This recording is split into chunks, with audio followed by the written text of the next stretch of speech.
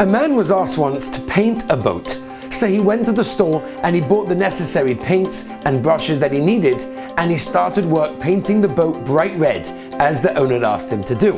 In the middle of the job, he notices there's a small hole at the bottom of the boat, and he quietly, unassumingly fixes and repairs that hole.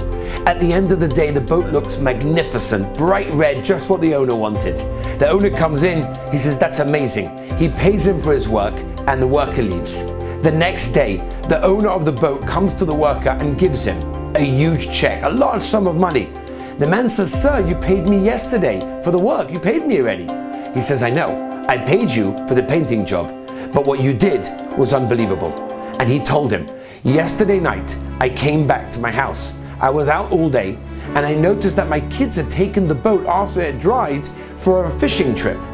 And they didn't know that there was a hole in there. I came back and I was frantic. I noticed they took the boat. Oh no, there's a hole in it. I knew there was a hole in it." Who knows what happened to them? And you can't imagine the happiness when they came back all okay. You fixed the boat, I noticed it. What you did was something small, but really, you saved my children's life. At the end of this week's parasha, Miriam speaks somewhat negatively about her brother Moshe Rabbeinu.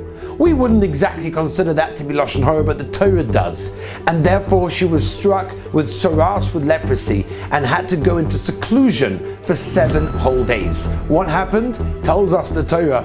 The entire Klal Yisrael waited for her to be healed. Why? Because this Miriam waited years ago when little Moshe was in a basket in the river and she wasn't sure what was going to be.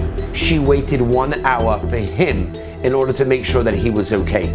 And because of that, all of Klal Yisrael waited. 1 girl, 1 hour, and all of Klal Yisrael, with the Orain, with the Ananei HaKavod, waited for her. True, she was punished for what she said, but the Rabbi Shalom never forgot the smallest deed that she did, and she got rewarded tremendously for that. So many times in our lives, we do small things. We don't even notice them. We don't even think big about them.